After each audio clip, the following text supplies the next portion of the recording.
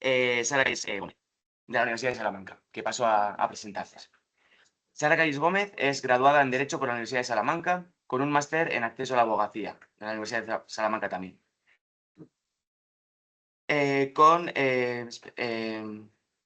Un máster en Derecho Internacional Privado con especialización en Derechos Humanos por la Universidad de Utrecht y un máster en Estudios de la Unión Europea por la Universidad de Salamanca. Ha publicado varios artículos relacionados con el derecho internacional y el genocidio. Asimismo, ha trabajado como Stargher en la Comisión Europea en el Relax Team del Servicio Jurídico. Previamente, realizó prácticas en el Ministerio de Asuntos Exteriores. En la actualidad, se encuentra desarrollando el doctorado en Estado de Derecho y Gobernanza Global por la Universidad de Salamanca, bajo la dirección del profesor Juan Santos, al tiempo que trabaja en Bruselas en temas relacionados con las regiones ante la Unión Europea.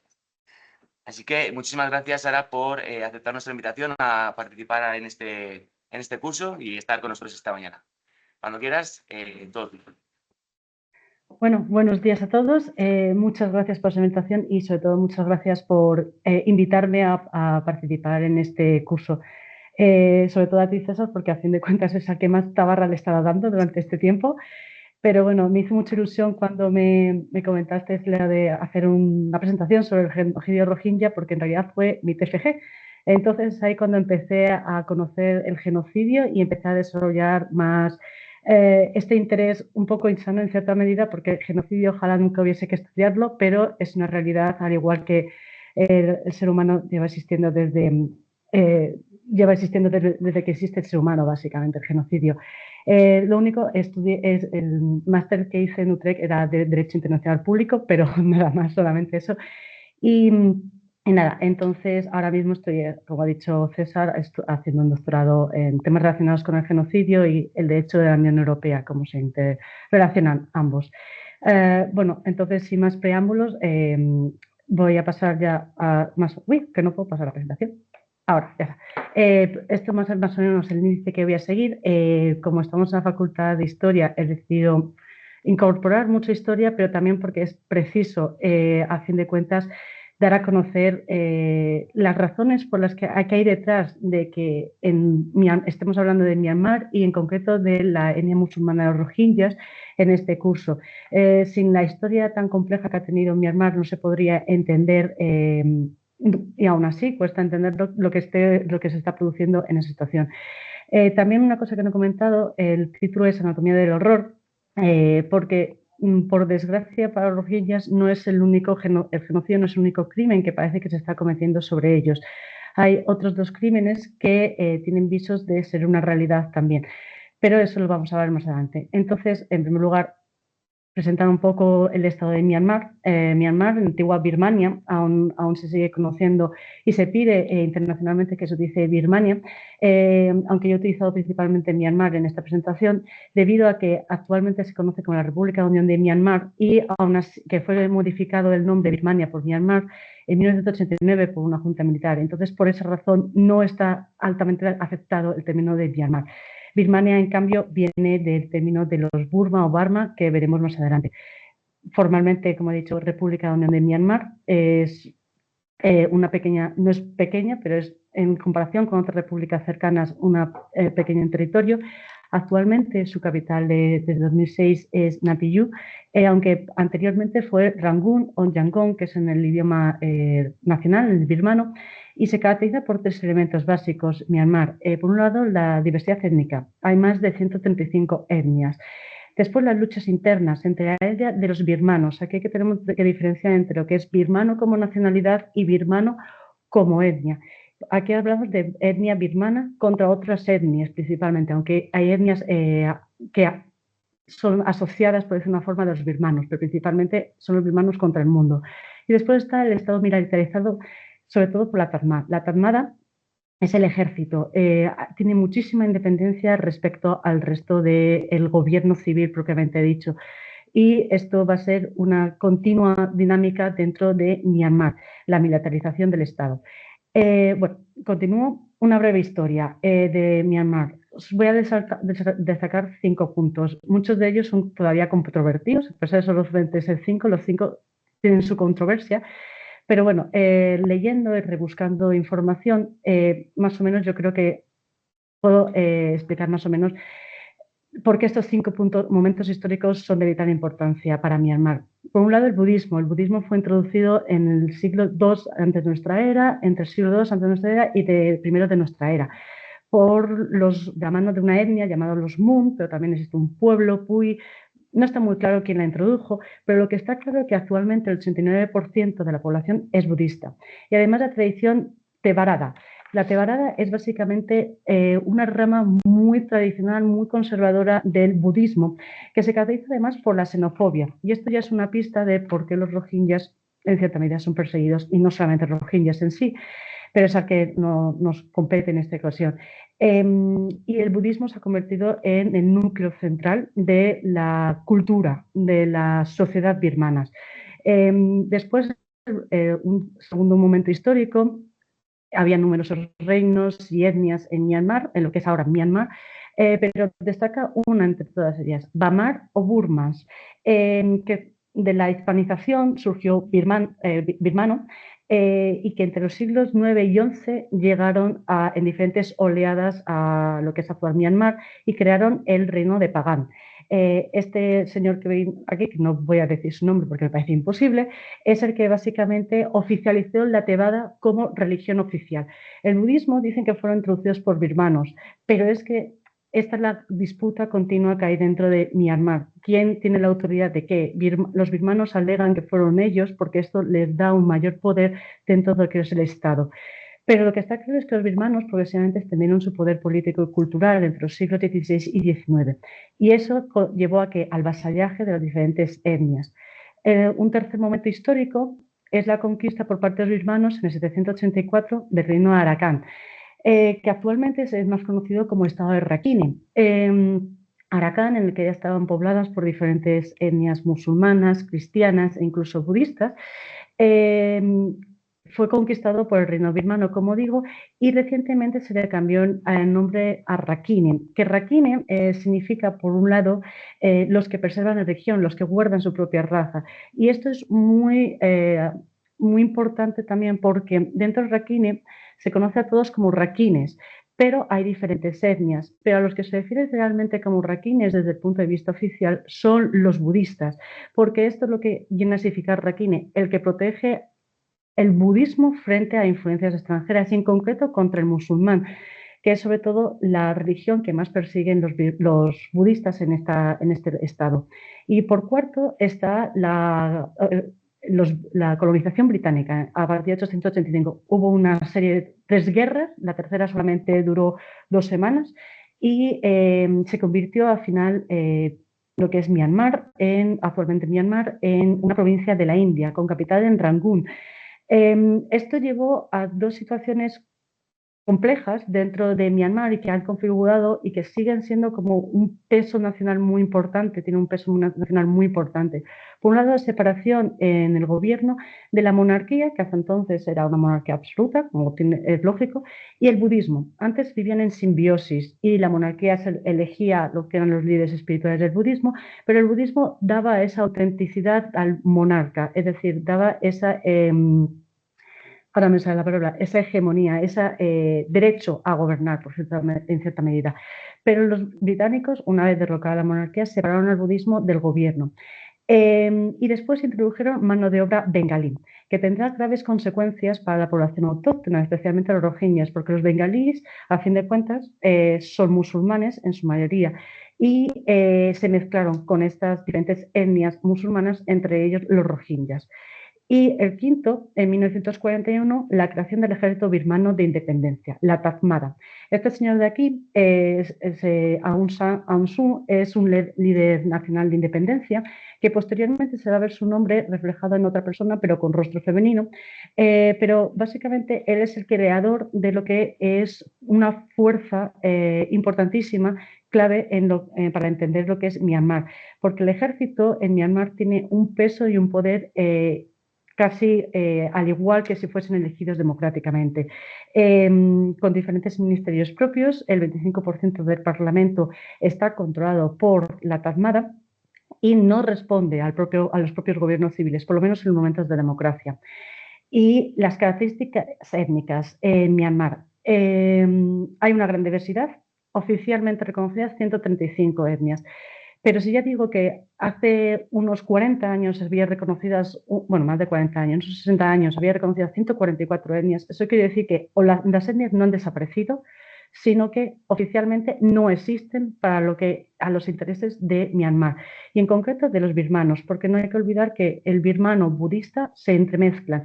No hay una diferenciación entre uno y otro, sino que ellos representan tanto los birmanos, ya que son la gran parte de la población, en torno al 70% de la población, y los budistas, en torno al 89% de la población, son los que controlan el Estado. Esto ha supuesto también que la lengua birmana, la cultura, se haya impuesto siempre oficialmente en el Estado y, por tanto, se lleva a cabo un proceso conocido como birmanización, que se ha hablado en otras ocasiones en este curso.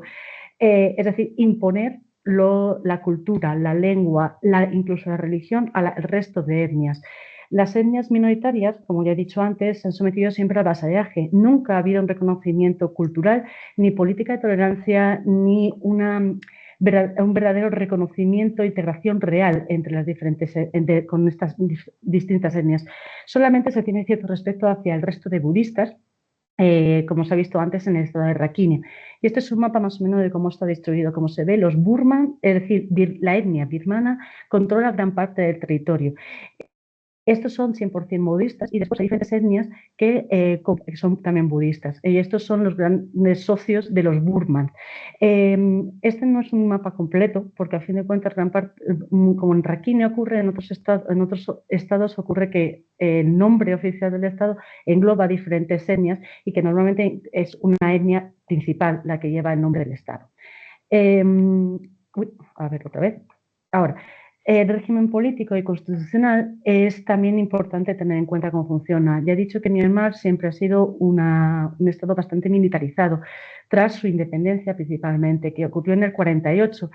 Y hubo un periodo de decadencia, numerosas insurgencias étnicas, porque buscaban, a fin de cuentas, la democracia, que fuesen reconocidos como etnias independientes dentro del Estado de Myanmar. En realidad, dentro de Myanmar no existe un gran movimiento independentista de Myanmar, sino existe un movimiento federalista. Sí que hay alguna etnia que busca la independencia absoluta, pero sobre todo lo que busca es ser reconocido dentro de Myanmar en igualdad. Esto casi se produce durante el proceso de democratización, pero se produjo el golpe de Estado del 62, que va a tener una gran importancia porque se acentuó el nacional-budismo, es decir, la simbiosis entre birmano y budista. En 1990 se celebran las primeras elecciones municipales en las que gana por mayoría la Liga Nacional por la Democracia. Esto conlleva que Aung San Suu Kyi, que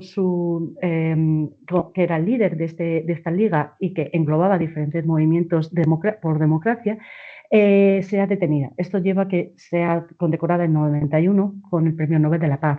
En el 2012 se celebran las elecciones parciales porque aquí ya se empieza a ver un cambio dentro del gobierno.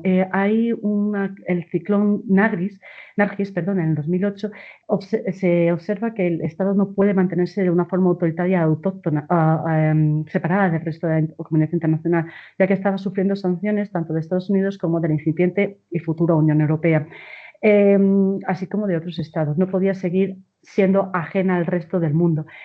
Solamente recibía apoyo de Rusia y China porque era de corte comunista.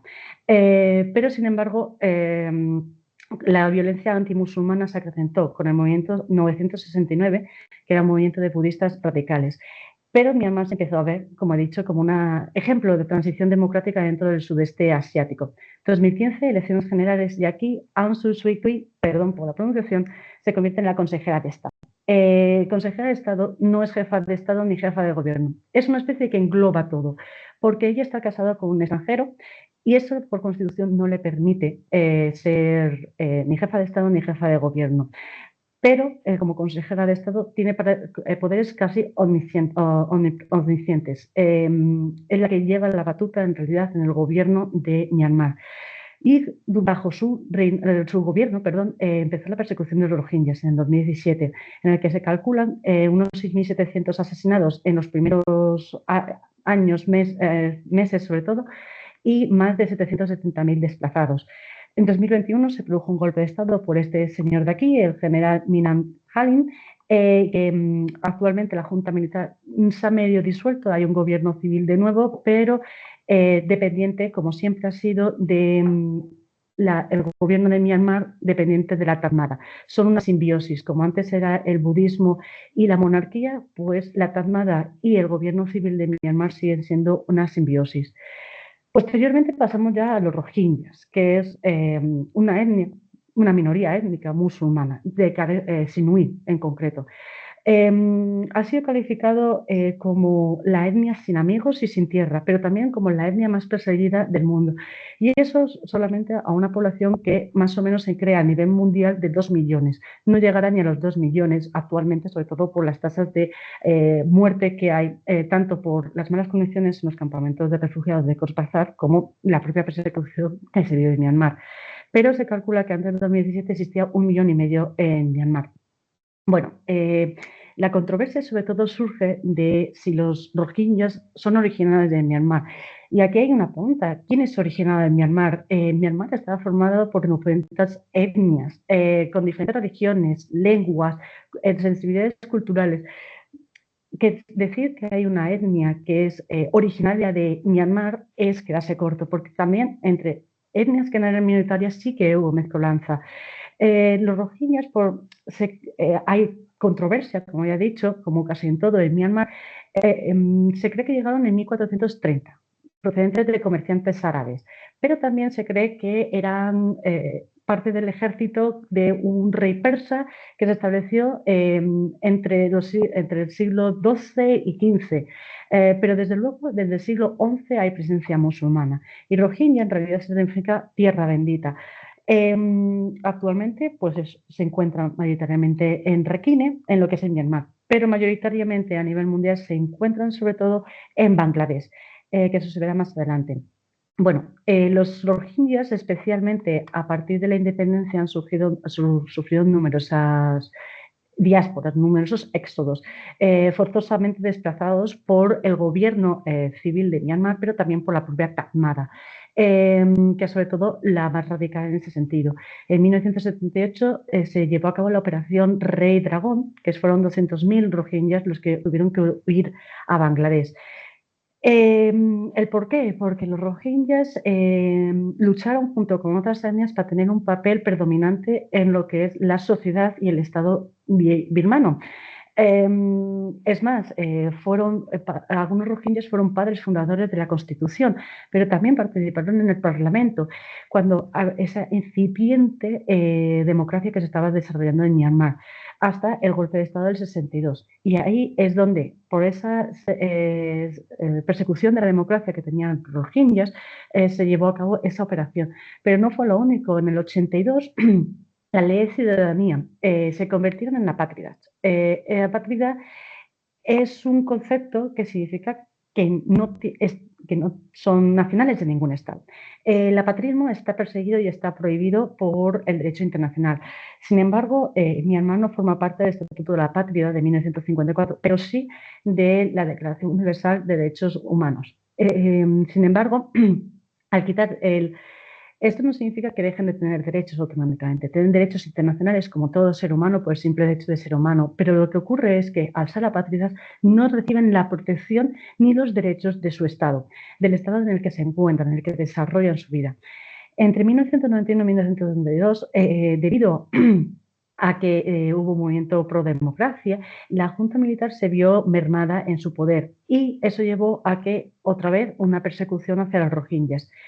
2012, programas contra los rohingyas. Debido a ese cambio en la visión general de la Junta Militar de que no se podía seguir siendo un país ajeno al resto del mundo, sobre todo tras el ciclón Harris, y de que los rohingyas apoyaron al movimiento iniciado por Aung San Suu Kyi y se creó entonces la Arakan Rohingya Salvation Army, el ARSA también conocido, que básicamente se considera un grupo terrorista por parte del gobierno oficial de Myanmar, pero ni tienen una estructura ni una constitución que permita considerarlo un grupo importante como para provocar la estabilidad del Estado de Myanmar.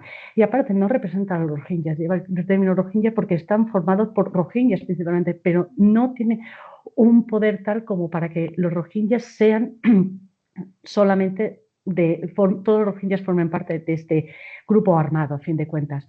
Y el golpe último que sufrieron los rohingyas fue en el 2017, el 25 de agosto, tras un ataque de ARSA en la frontera y a varios regimientos militares que había. La Tatmada y civiles armados empezaron a llevar a cabo masacres contra civiles. ARSA ha negado en numerosas ocasiones que llevase a cabo estos ataques, pero la realidad fue que esto llevó al éxodo masivo de los rohingyas. Sobre todo a Bangladesh, cruzando en ese mapa se ve un poquito más lo que es el Golfo de Bangladesh, el Golfo de Bengala, que es muy estrecho, es profundo y sobre todo sufre el monzón. Y llegaron en oleadas a Bangladesh, que era lo más cercano que había. Situación jurídica internacional de los rohingyas. Bueno, yo ya, como os ha explicado, soy jurista, entonces lo he intentado dejar más sencillo posible, pero a fin de cuentas hay que sacar también términos jurídicos en este ámbito y entre ellos, pues el apatrismo, como ya he mencionado antes, que no forma parte de 135 razas nacionales, esto hizo que también se mermasen progresivamente sus derechos y hay que tener en cuenta que en un principio, curiosamente, recibieron una especie de tarjeta de verificación nacional que estuvo vigente hasta el 2021, bueno, antes del 2021, 2020, creo recordar, que les permitía en cierta medida identificarse. Pero a partir de ahora ya no tienen ninguna forma de identificarse. No son ni nacionales por parte de mi hermano, exclusividad nacionales, no tienen ningún tipo de ciudadanía ni forma de presentarse, por decir una forma, y después no tienen casi derechos. Se les prohibió el acceso a la sanidad, se les prohibió el acceso a la educación, se les prohibió tener propiedades y tierras e incluso se les prohibió moverse dentro del territorio y fuera del mismo, a pesar de que han tenido, la única forma que tienen de sobrevivir es huyendo del territorio de Myanmar. E incluso en 2013 se les prohibió tener más de 2 hijos. Esto en Myanmar, que también es considerada terrorista por la influencia de ARSA e inmigrantes ilegales bengalíes. Esto se debe a que ellos hablan de un dialecto bengalí, que es donde seguramente procedan del siglo XV cuando llegaron a Myanmar. Pero también lo dicen por el tema de la mano de obra que trajeron los británicos. Sara, La cuestión... Sara, Sí, un perdón. segundo porque es que está entrando gente, entonces para nada, un segundo y ahora te digo, ¿vale? Perdona, ¿eh?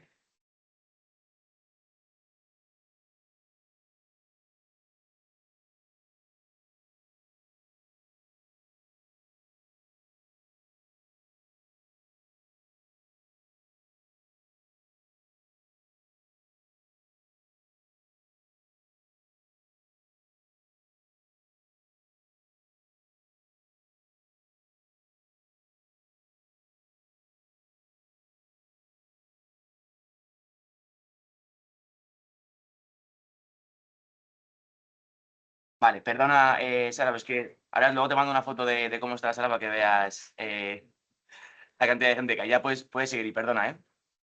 Nada, muchas gracias. A ver, que me aclaré por dónde iba. Bueno, inmigrantes ilegales bengalíes, básicamente por la mano de obra que llegó impulsada por los británicos de bengalíes. La cuestión es que incluso este argumento no tendría sentido a ojos del derecho internacional, ya que en el momento en el que los bengalíes llegaron a Myanmar, estaban bajo un mismo gobierno, el gobierno británico, y por consiguiente esto significa que los bengalíes que se quedaron tras la desintegración, por decir una forma, de la India como colonia y por supuesto y la escisión de Myanmar de Gran Bretaña, seguirían siendo ciudadanos de Myanmar, que es de Birmania, que es la nación que surgió tras ello, porque era un régimen legal esa inmigración que llegó al actual Myanmar por parte de los bengalíes. Pero ya he dicho, los rohingyas no son bengalíes. Podría ser que su origen como comerciantes árabes fuese bengalíes, pero no tan recientemente en el tiempo. Después en Bangladesh los consideran nacionales de Myanmar forzosamente desplazados. Curioso cuando ni siquiera Myanmar les reconoce su nacionalidad o incluso su ciudadanía. Sin embargo, un problema se acrecenta en el ámbito de los rohingyas. Y es que Bangladesh no forma parte del Estatuto de Refugiado. El Estatuto de Refugiado de 1941, perdón, establece una serie de derechos y obligaciones a los estados receptores de inmigración de los supuestos refugiados. ¿Esto qué implica? Solamente el estatuto puede ser dado por el Estado receptor. Si el Estado receptor no forma parte del estatuto, no tiene obligaciones ni derechos que cumplir para y con esos refugiados. Actualmente se dice que están sometidos a un régimen de control administrativo militar con severas restricciones, por lo que los rohingyas ni tienen derechos de su propio país del que provienen, ni tienen derechos en el país al que llegan, porque son refugiados de facto, pero no de jure. Bueno, después, ¿qué protección especial reciben las minorías étnicas? Como ya he dicho, los rohingyas son una minoría étnica. No existe una definición exactamente de qué es una minoría étnica, pero sí que Francesco Capotorti, que fue miembro de la subcomisión para la prevención de la discriminación y la prevención y protección, perdón, de minorías en 1979, elaboró una especie de definición que está ampliamente aceptada. Son básicamente grupos numéricamente inferiores al resto del Estado, en posición no dominante, poseen características étnicas, religiosas y lingüísticas distintas y tienen un sentimiento de solidaridad. Los rohingyas, con estas resoluciones que presento ahí de las Naciones Unidas, de la Asamblea General en concreto, en diferentes ocasiones establecen claramente que los rohingyas son considerados minorías, deben ser considerados como minorías étnicas. La última, perdón, es de los derechos humanos, del Consejo de Derechos Humanos, no de la Asamblea General. Y bueno, ¿qué protección entonces reciben las minorías étnicas? Obviamente la Declaración Universal de Derechos Humanos. Myanmar forma parte, al ser miembro también de las Naciones Unidas, en que es cierto que no recoge una cláusula específica para la protección de las minorías, pero recoge unos derechos básicos como el derecho a la vida, derecho a la dignidad, derecho a la libertad y una infinidad de derechos que no están siendo respetados ni por asomo por parte de Myanmar y tampoco por Bangladesh en cierta medida.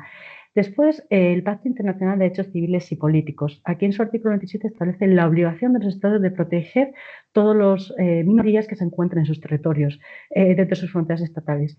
Myanmar no forma parte de esto porque de este Pacto Internacional del 66, porque como ya he dicho, su junta militar era de corte comunista. Y esto significa que sí forma parte del Pacto Internacional de Derechos Económicos, Sociales y Culturales. Son estos dos pactos que se crearon en el momento de la división del mundo entre capitalismo y comunista. Bueno, aquí Myanmar forma parte y cierto que no recoge una protección específica para las minorías étnicas, pero en el artículo 13.1 establece que hay una obligación y un derecho a recibir una educación basada en la solidaridad y la amistad entre las diferentes etnias.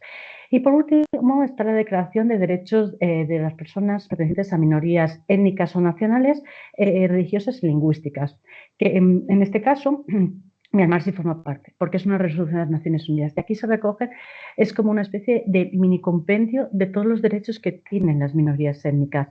Y obviamente los rohingyas, al ser una minoría étnica, deberían ser respetados estos derechos, incluso sin tener la nacionalidad de Myanmar. Bueno, la anatomía del horror. Ya hemos comentado de que han sufrido discriminación a lo largo de la historia, marginación y violencia.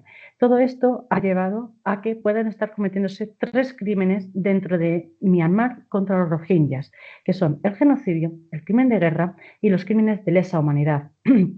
Todos ellos, a fin de cuentas, tienen características comunes, son los conocidos como crímenes internacionales, recogidos tanto en el Estatuto de Roma, los 3 recogidos en el Estatuto de Roma de 1998, y que no forma parte Myanmar, pero que están recogidos en diferentes resoluciones de las Naciones Unidas que impiden que se lleven a cabo la comisión de estos crímenes.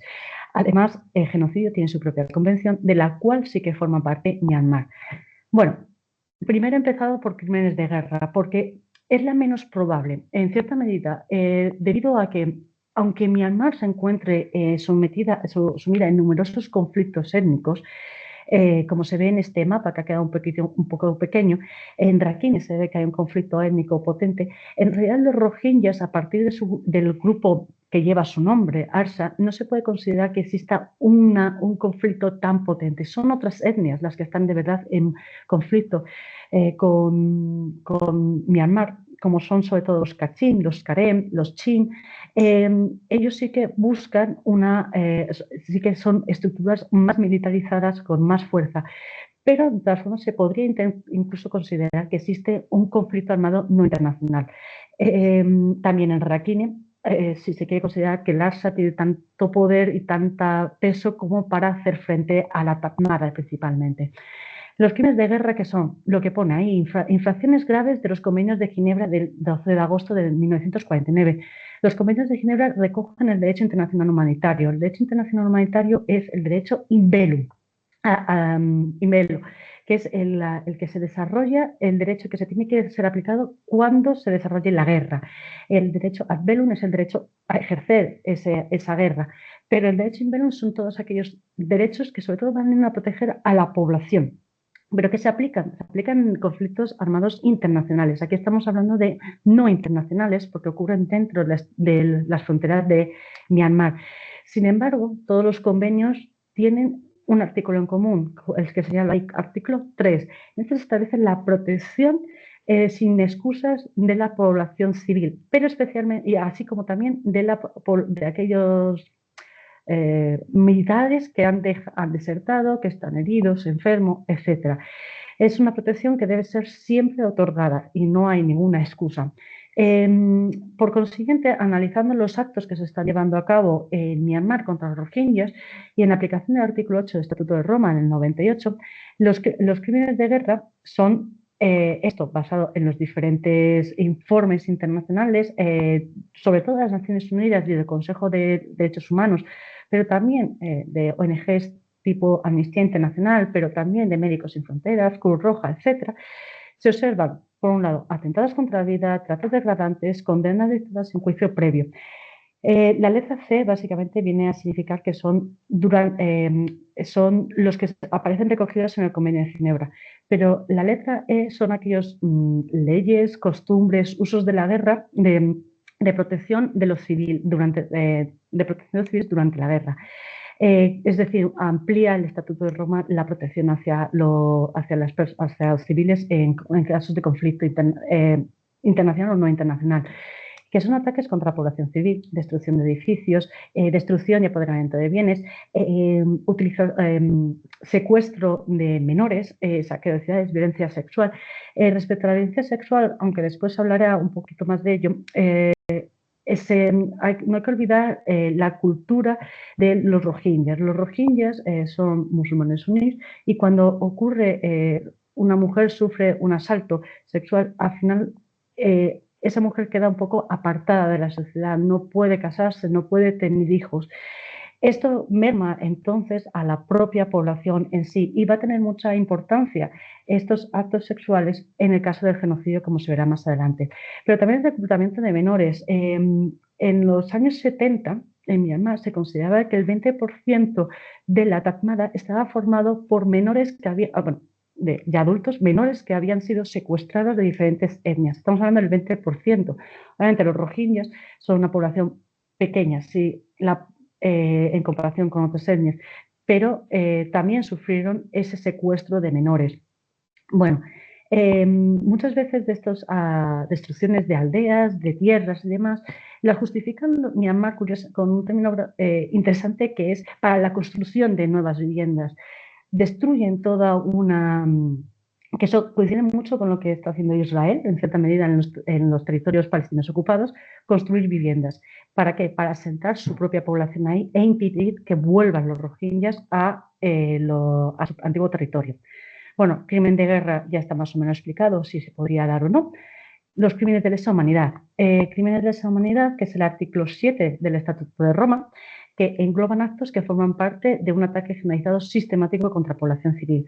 Obviamente no son ni actos aislados ni esporádicos los que se cometen contra los rohingyas, sino es un ataque continuo y dirigido.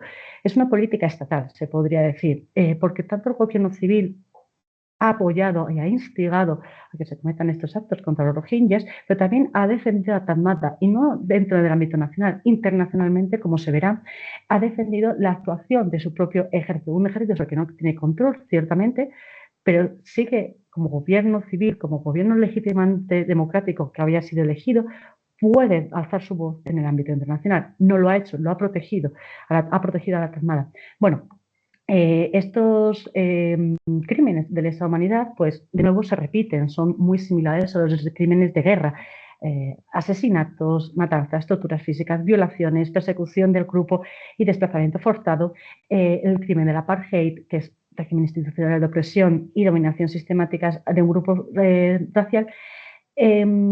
Todos estos elementos otra vez están justificados a través de diferentes informes internacionales llevados a cabo por las Naciones Unidas principalmente, pero otros organismos internacionales. Y aquí quería señalar la limpieza étnica. Se habla de limpieza étnica muchas veces sin separarlo, considerando como si fuese un crimen independiente. No es un crimen en sí mismo. Normalmente es como un para la comisión de estos crímenes o la consecuencia de estos actos. Consiste básicamente, el objetivo final es que crear una zona étnicamente homogénea mediante el uso de fuerza. Obviamente lo que se está produciendo en Myanmar, pero esto en sí mismo no puede ser perseguido si no se pone dentro del contexto de otro crimen superior, como el crimen de lesa humanidad, crimen de guerra o el propio genocidio, con el que comparten la persecución de un grupo determinado y la comisión de unos actos similares.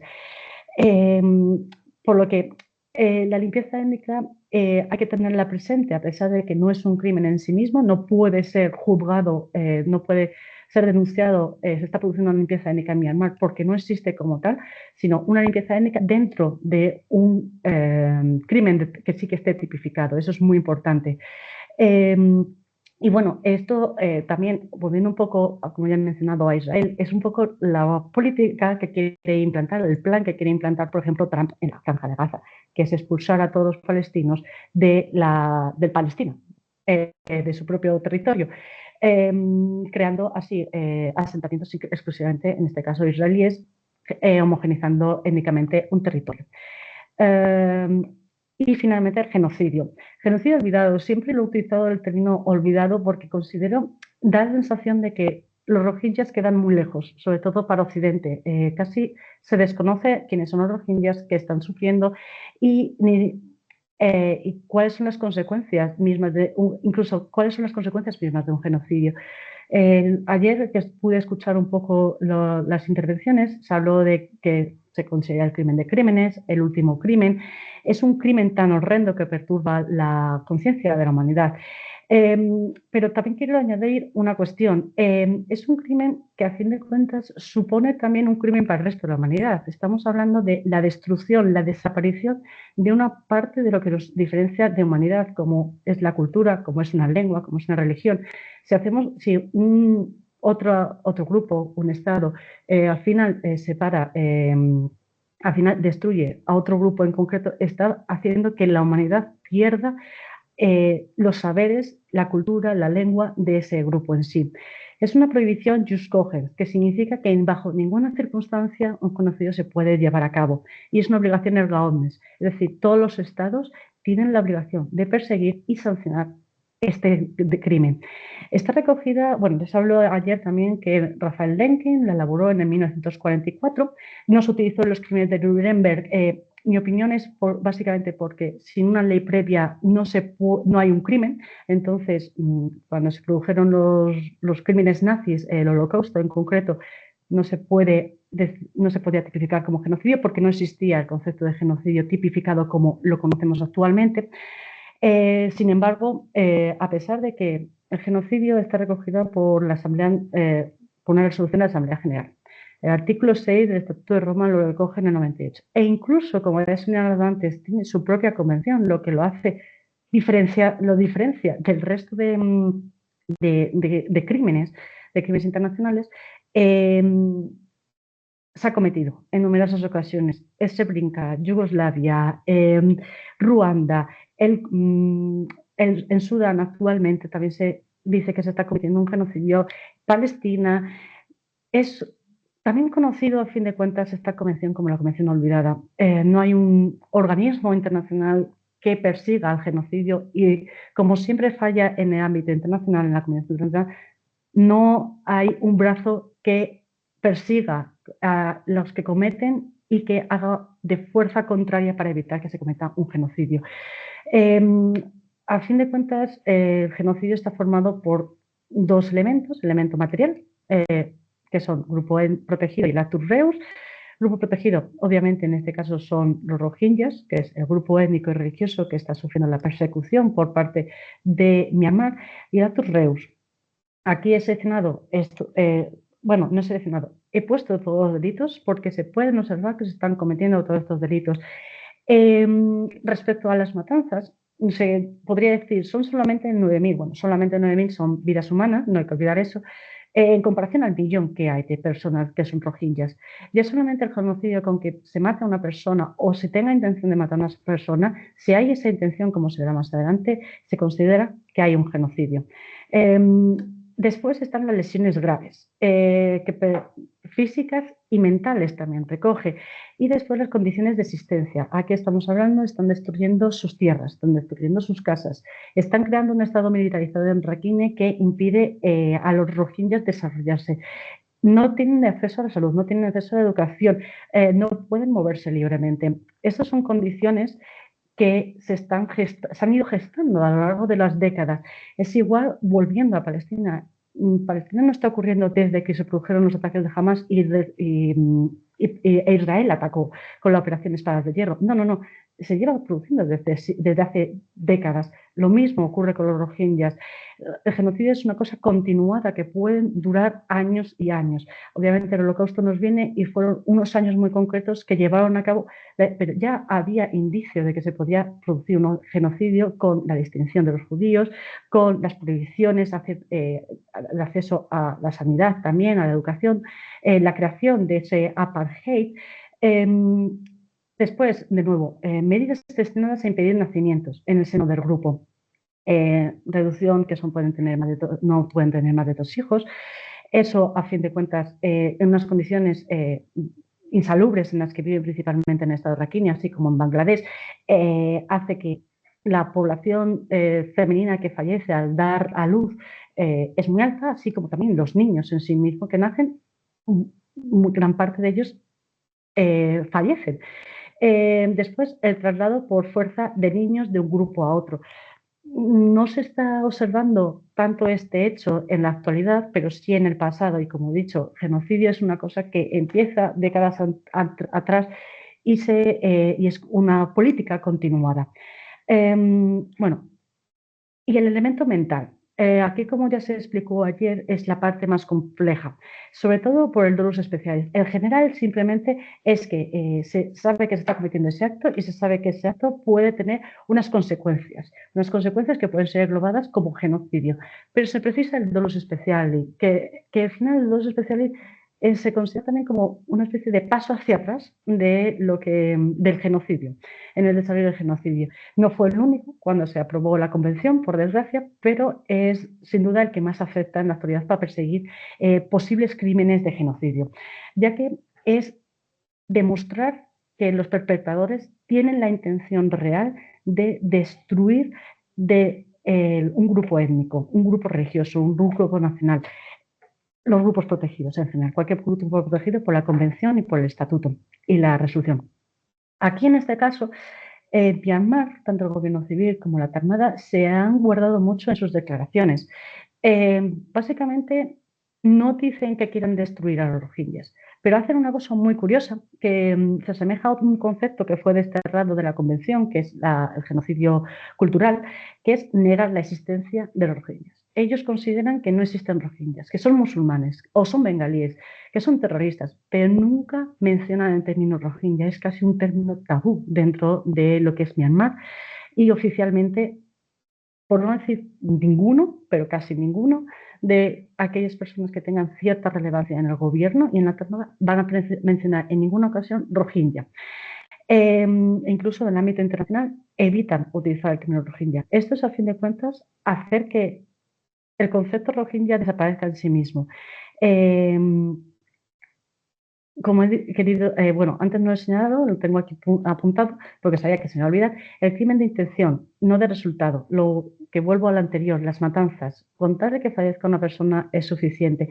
Y solamente falta demostrar que hay una intención verdadera de destruir a los rohingyas como etnia para que sea finalmente constitutivo de crimen de genocidio. Aquí he querido señalar a Yangi Lee, que en su momento, cuando estuve haciendo mi TFG allá en el 2017-2018, era la relatora especial. Entonces le seguí muy de cerca y esta mujer defendió claramente, justificó claramente que en Myanmar se estaba cometiendo un genocidio contra los rohingyas, diciendo que los actos que está llevando a cabo en Myanmar contra los rohingyas tienen el sello de genocidio. Esta mujer se le ha prohibido en numerosas ocasiones, ya no es relatora especial, de todas formas, de los derechos humanos en Myanmar, pero durante su mandato escasamente se dejó entrar, a pesar de que, como miembro de las Naciones Unidas, Myanmar tiene la obligación de permitir el acceso a este tipo de investigaciones, y más aún a los relatores especiales cuando hay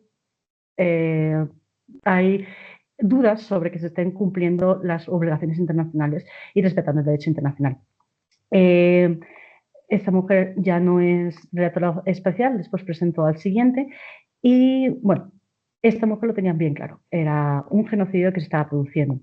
La crisis de los rohingyas a nivel internacional, los rohingyas es que, por desgracia, el mundo los ha ignorado en gran medida, pero por desgracia no son la única etnia o nación a las que se les ha olvidado, se les ha ignorado más bien, sino que es una de tantas, una de tantas. Igual que antes mencionado otra vez a Palestina, lleva ocurriendo décadas lo que está ocurriendo en Palestina. Ahora solamente se ha exacerbado la violencia contra los palestinos.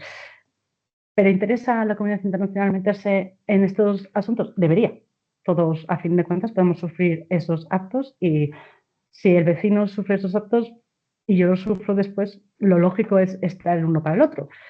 Pero no es el caso. En las Naciones Unidas, además, como órgano guardián de la paz y de la seguridad y del derecho internacional, su actuación ha sido más bien escasa. Primero voy a hablar del Consejo de Seguridad. El Consejo de Seguridad, como se sabe, hay 5 miembros que son permanentes, que es un legado de la Segunda Guerra Mundial, y solamente ha habido una resolución, en cierta medida condenando a Myanmar por los actos cometidos contra los rohingyas. Pero es que ni siquiera eso, es una resolución tras el golpe de Estado y la creación de la Junta Militar en el 2021.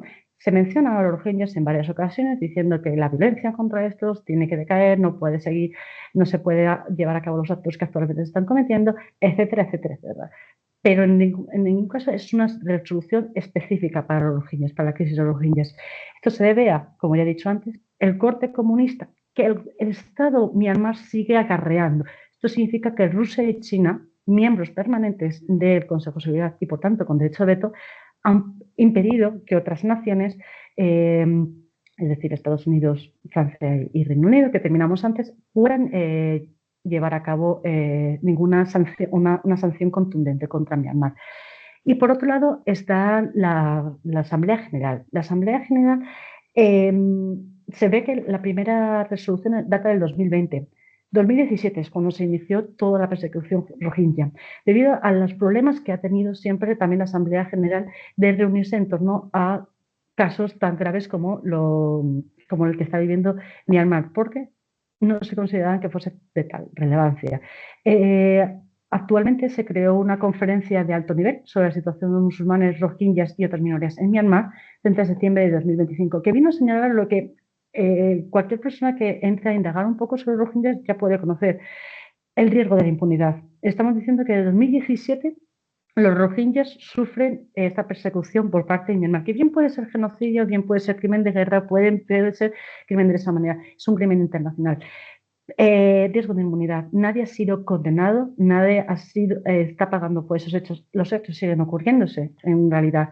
Y también la disminución de la financiación, el desinterés, básicamente, de ayudar a una etnia que al final, ¿qué? Son 2 millones. Yo lo que creo que piensan algunas personas cuando piensan en situaciones como esta, olvidándose de que todos somos personas y todos tenemos derecho a la vida y a disfrutarla, básicamente. Existe, eso sí, una misión independiente de fact-finding, es decir, de investigación propiamente dicha, que todo lo que recaba Esta misión se utiliza posteriormente bien por las Cortes Internacionales, como se verá luego, bien por organismos internacionales, especialmente las Naciones Unidas. Y aquí, básicamente, se anuncian en numerosas ocasiones clearance operation, apartheid, también indicios de genocidio ha llegado a mencionar en alguna ocasión. Y aquí he señalado, pues como ya he presentado antes, a Yanghee Lee, en la antigua relatora, en la que ella lo tenía bien claro. Se estaban cometiendo los 3 crímenes al conjunto en Myanmar contra los rohingyas. También Tom Andrews, que es el nuevo relator especial por los derechos humanos en Myanmar, en el que considera que son ataques genocidas lo que se están produciendo en Myanmar sin ninguna duda contra los rohingyas. Y por otro lado, ya volviendo al tema de los abusos sexuales que se están produciendo tanto de mujeres como niñas, Pramila Patten, que del 2017 es la relatora especial de violencia sexual en conflictos, dice que ese uso de la violencia sexual tiene como fin el exterminio y la destrucción propia del grupo de los rohingyas. De nuevo, todos estos actos pueden englobarse en 3 diferentes crímenes. La cuestión es que ahora todo va a depender, creía que era la siguiente, de la Corte Internacional de Justicia y de la Corte Penal Internacional. Antes de nada, la Unión Europea ha sido ciertamente activa, tampoco mucho, podría haber hecho mucho más, eso no cabe ninguna duda. Ha dado una gran cantidad de fondos para ayudar a los refugiados rohingyas, último año 76 millones, que no está muy claro cómo se reparte. Una parte va a Bangladesh para el cuidado de los rohingyas en los campamentos de refugiados, para ONGs que se encuentran sobre el territorio, pero también algunos van hacia los rohingyas en Myanmar, se supone, pero hasta dónde entra el control de esos fondos no está muy claro. El embargo de armas. Se ha llevado a cabo un embargo de armas muy potente contra Myanmar. Potente es como lo venden muchas veces desde Bruselas, pero en realidad se ha observado que mucha tecnología, en la creación de tecnología, por ejemplo, de drones, sobre todo se ha denunciado recientemente los drones, las piezas claves para la construcción de esos drones siguen siendo vendidas. Es decir, se venden las piezas para que después se ensamblen en Myanmar. En cierta medida eso conlleva a que el embargo de armas no sea tan efectivo como se hace ver. Después acciones económicas tanto como al jefe militar actual, bueno, hasta el 2022, pero que sigue teniendo un gran peso de la pernada, también a diferentes empresas y organizaciones gubernamentales dentro de Myanmar. Y sobre todo la Unión Europea ha abogado con carácter casi unánime por el retorno seguro y digno de los rohingyas, ya que actualmente se está llevando a cabo una política de retorno de los rohingyas a Myanmar. Aunque, claro, estamos diciendo que están volviendo a un territorio que no reconoce sus derechos y que no reconoce su propia nacionalidad. Entonces, ¿en qué situación quedamos? Después está la ASEAN, que es la Asociación de Naciones del Sudeste Asiático. En este forma parte Myanmar. Y aquí ocurre un dato muy curioso. Se caracteriza por el principio de no intervención, a pesar de que tiene un tratado que recoge el derecho al desarrollo, a la paz y al medio ambiente. Es una organización de inversión, una organización que lo que busca es atraer fondos internacionales, desarrollo económico, etc. Pero su política, el principio de no intervención, sigue siendo aplicado a rajatabla. No ha sancionado a Myanmar, que es un Estado miembro a fin de cuentas de la ASEAN, pero es que además Aung San Suu Kyi, la antigua consejera de Estado y aún figura muy potente dentro del panorama político de Myanmar, denunció mientras ella estaba presa en su casa por la orden dictada por la Junta Militar, que no es excusa ese principio de no intervención para no actuar, que la ASEAN debería actuar. Ahora mismo considera que son asuntos domésticos y que la ASEAN no tiene ningún papel dentro de Myanmar respecto a los crímenes que está cometiendo contra los rohingyas o contra cualquier otra etnia. Y finalmente, los casos abiertos. Hay dos casos, bueno, hay 3 en realidad. Uno es de un tribunal argentino a través del principio de jurisdicción universal, pero principalmente me quiero centrar en estos 2. La Corte Internacional de Justicia, del lado izquierdo de la pantalla, que es el genocidio, persigue el genocidio. Gambia denunció en el 11 de noviembre de 2019 a Myanmar por posibles actos de genocidio. La jurisdicción de la Corte está más que asentada, a pesar de que Myanmar negó que la jurisdicción de la Corte fuese aplicada en este caso. Por lo dicho, los considera que se ha exagerado lo que se está llevando a cabo en Myanmar, que son asuntos domésticos que aquí no pintan ningún organismo internacional y que esto básicamente es un nuevo control occidental de cómo hay que hacer las cosas dentro de nuestra propia casa. Pues básicamente lo que vino a decir, curiosamente en toda su intervención, esta mujer no mencionó en ningún momento al término rohingya y cada vez que le interpelaban con el término rohingya utilizaba musulmanes en Rakhine, terroristas, bengalíes, nunca utilizó el término rohingya. La Corte estableció la orden de medidas provisionales el 23 de enero de 2023, en la que es básicamente una copia del resto de órdenes de medidas provisionales ante un caso de genocidio, que es básicamente solicitar, exigir a Myanmar que deje de cometer los actos que está cometiendo, ya que estos actos tienen indicios, tienen tintes de poder ser actos con intención genocida. También preservar evidencias para evitar su destrucción y así comprobar si de verdad se está cometiendo o no un genocidio. Obviamente esto pedirlo al Estado que está cometiendo es un poco reiterativo, pero lo mismo, no hay un brazo ejecutor por parte de la Corte Internacional de Justicia. Ningún Estado puede intervenir, tampoco en Myanmar. Estamos hablando entonces de un crimen de agresión. Es muy complejo. Esto depende mucho de la voluntad de los propios estados de colaborar o no colaborar. Obviamente, el caso de no colaborar demuestra, porque no quiere demuestra que las razones que hay detrás de esa denuncia pueden ser reales. Por eso, el no colaborar. Después tiene que llevar a cabo informes, etcétera. Bueno, lo típico en un caso de genocidio.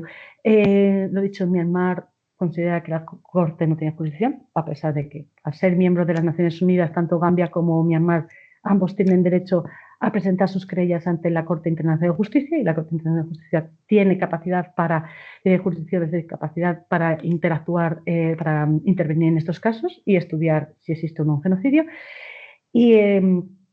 Y después está la Corte Penal Internacional, que en este caso está estudiando crímenes de lesa humanidad. La Corte Penal Internacional actúa de forma independiente de las Naciones Unidas, de que no está vinculada a las Naciones Unidas, viene del Estatuto de Roma, del 98, básicamente. Y en este caso, el fiscal general, Karim Akan, que también se ha hecho famoso porque es el que ha iniciado también querellas contra varios miembros del Estado de Israel, principalmente denunció la posible comisión de crímenes de lesa humanidad por parte de Myanmar contra los rohingyas.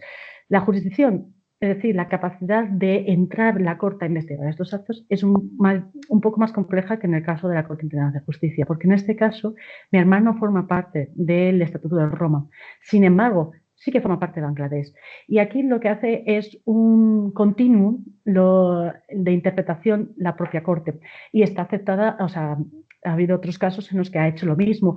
El itinerario, a fin de cuentas, los rohingyas se van de Myanmar por unas causas y terminan en Bangladesh. Y en Bangladesh se sigue llegando esa población, siguen sufriendo las consecuencias de lo que ocurrió en Myanmar.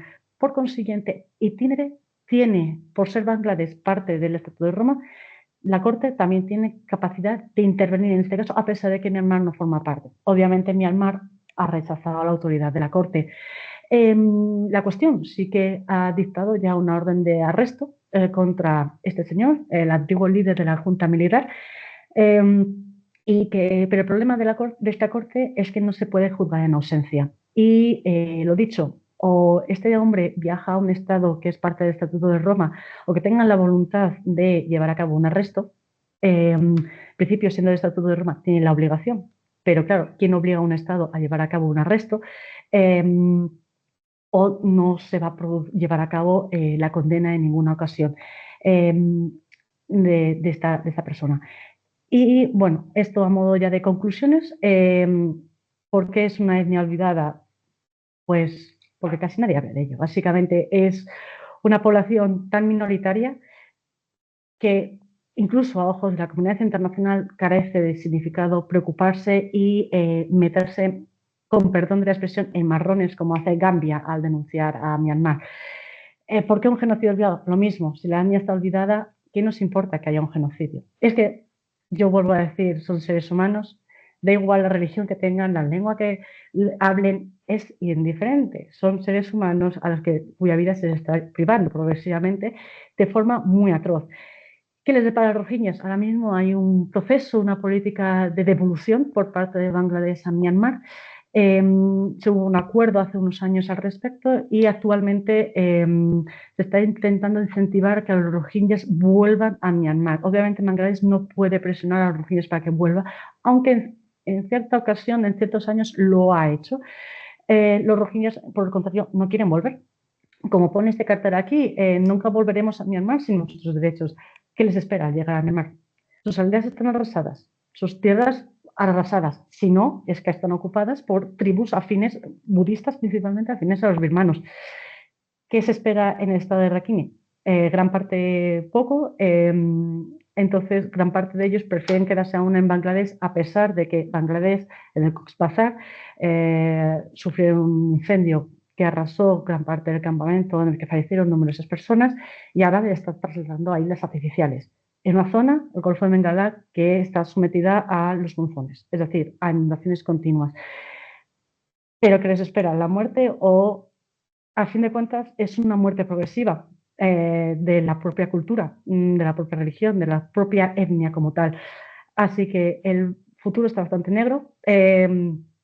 Se verá lo que se dice de la Corte Internacional de Justicia, pero desde luego los rohingyas siguen y seguirán, por desgracia, porque no hay ningún cambio respecto a una etnia olvidada por mucha conferencia de alto nivel que hayan hecho. Han venido a resaltar un valor, han dado un valor simbólico, pero han venido a resaltar lo que ya se sabe, lo que ya la población conoce. Un genocidio que a poca gente interesa. Y bueno, esto ya es todo por mi parte. Muchas gracias y espero que les haya gustado. Muchas gracias.